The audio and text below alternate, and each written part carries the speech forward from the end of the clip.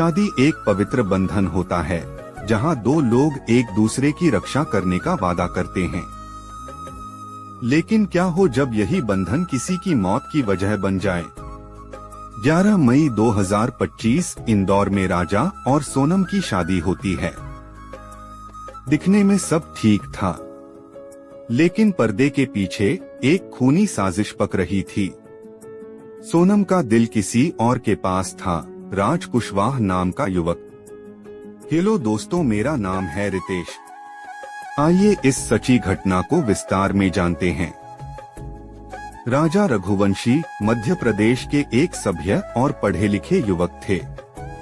उन्होंने जब सोनम से शादी की तो उन्हें ये नहीं पता था कि वे खुद अपनी मौत से ब्याह कर रहे हैं।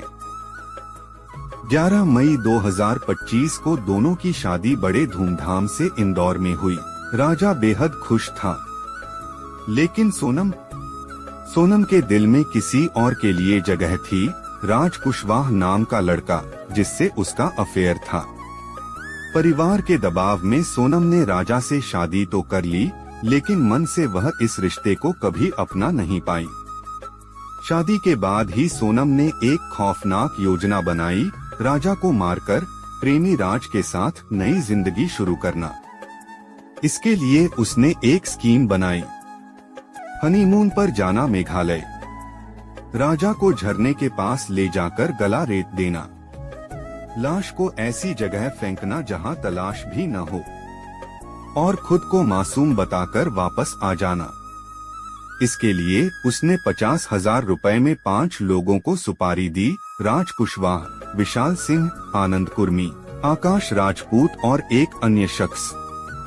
20 मई को दोनों हनीमून पर निकले, पहली मंजिल शिलोंग।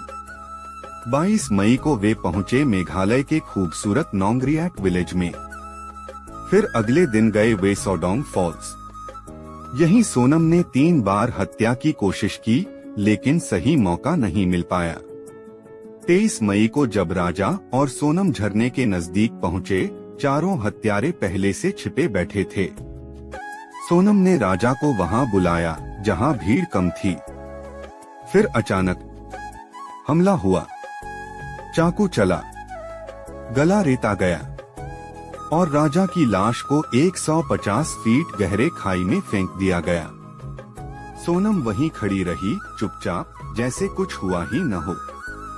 सोनम सोच रही थी कि पुलिस कुछ साबित नहीं कर पाएगी, पर उसकी किस्मत में कुछ और लिखा था। पुलिस को मिले ये सबूत, सीसीटीवी फुटेज जिसमें सोनम आरोपियों से मिलती दिखी, मोबाइल लोकेशन जो उसे हत्या स्थल पर ही दिखा रहा था, रेनकोट जिसमें राजा का खून लगा था, फोन कॉल्स और चैट्स जिससे साबित हुआ कि हत्या की प्लानिंग बहुत पहले से हो रही थी।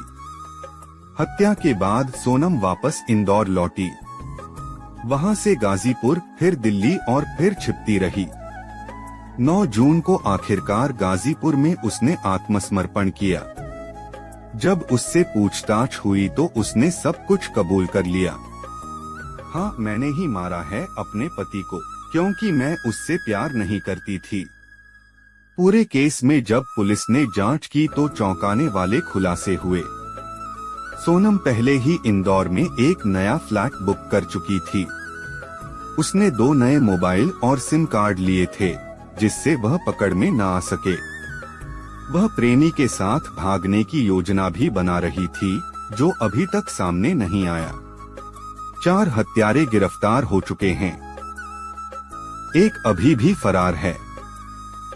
पुलिस ने सिट बना दी है। राजा के परिवार ने नार्को टेस्ट की मांग की है।